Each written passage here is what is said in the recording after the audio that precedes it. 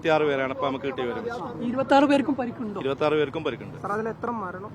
ഒരാൾ മരണപ്പെട്ടു. നാട്ടുകാരുടെ ഇടപെടലാണ് ഏറ്റവും വളരെ നമുക്ക് എടുത്തു പറയത്തക്ക രീതിയിൽ. കാരണം പോലീസ് സ്റ്റേഷൻ കുറച്ച് അപ്പുറത്താണല്ലോ. ഇവിടെ കണ്ടുവന്ന നാട്ടുകാരാണ് ആദ്യം വന്നിട്ട് ഇതിന്റെ രക്ഷാപ്രവർത്തനത്തിന് നേതൃത്വം നൽകിയതെല്ലാം ഈ നിൽക്കുന്ന നാട്ടുകാരും ബാക്കിയുള്ള ആളുകൾ. ഏതാണ്ട് എല്ലാവർക്കും നല്ല പരിക്കുണ്ട്.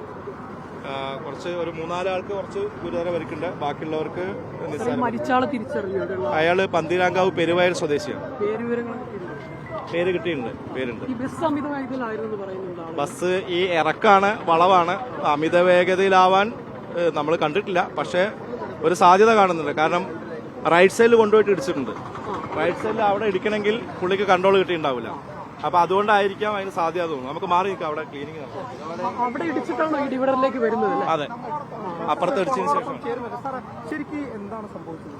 ഇവിടെ നല്ല ഇറക്കാണ്, അതുകൂടാതെ വളവാണ്. അപ്പൊ ബസ് വന്ന സമയത്ത് ഓവർടേക്ക് ചെയ്യാൻ, വേറൊരു വാഹനത്തിന് ഓവർടേക്ക് ചെയ്യാൻ വേണ്ടി നിന്നു എന്നാണ് മനസ്സിലാക്കുന്നത്.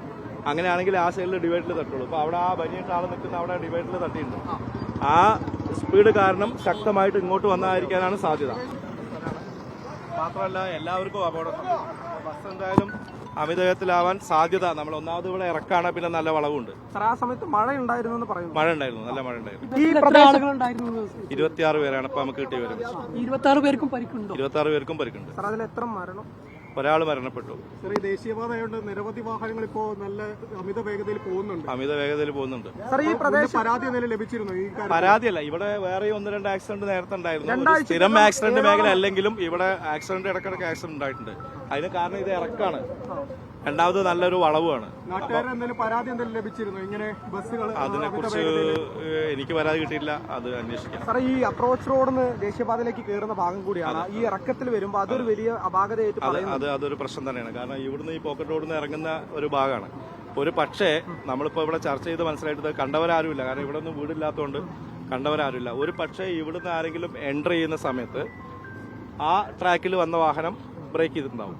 അപ്പോൾ പുറകിൽ നിന്ന് ബസ് റൈറ്റിലേക്ക് കട്ട് ചെയ്യും. റൈറ്റിലേക്ക് അങ്ങനെ കട്ട് ചെയ്താൽ ഇതിൽ തട്ടാൻ സാധ്യതയുണ്ട്. ഇതിൽ ഇടിച്ചതിന് ശേഷം അങ്ങോട്ട് പോയിട്ട് തലകുത്തി മറിഞ്ഞാണ്. അങ്ങനെയാണ് മനസ്സിലായത്. ഈ ഡിവൈഡല്ല അല്ലേ? അങ്ങനെയല്ലേ? ഈ സൈഡിലെ ഡിവൈഡറിലാണോ? അപകടത്തിന്റെ ആഘാതം മനസ്സിലാകുമ്പോൾ വളരെ വലിയൊരു വേഗതയിലാണ് ബസ്. കാരണം ചേസ് അടക്കം അവിടെ നിന്ന് ഉരുത്തിറിച്ചിട്ടുണ്ട് ആ ബസിന്റെ. വേഗത ഉണ്ടാവാൻ സാധ്യതയുണ്ട്. നമ്മൾ ഇപ്പൊ അതിനെ കുറിച്ചിട്ട് കൃത്യമായിട്ട് വേഗത ഉണ്ടായിരുന്നു എന്നുള്ളത് നമുക്ക് പരിപൂർണമായിട്ട് പറയാൻ സാധിക്കില്ലെങ്കിലും ഒരു അത്യാവശ്യം വേഗത ഇല്ലെങ്കിൽ ഇങ്ങനെ സംഭവിക്കില്ല. ഓടിച്ച ആളുകളുടെ അവസ്ഥ എല്ലാവർക്കും പരിക്കുണ്ട്. ബസ്സിൽ 26 പേരിൽ 26 പേർക്കും പരിക്കുണ്ട്.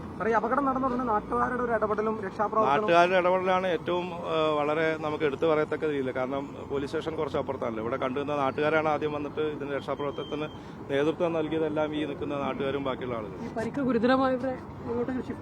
നമ്മൾ ഇവിടുത്തെ 4 ഹോസ്പിറ്റലിലും പിന്നെ കോട്ടക്കൽ മിംസ് ഹോസ്പിറ്റലായിട്ടാണ് ആളുകളുള്ളത്.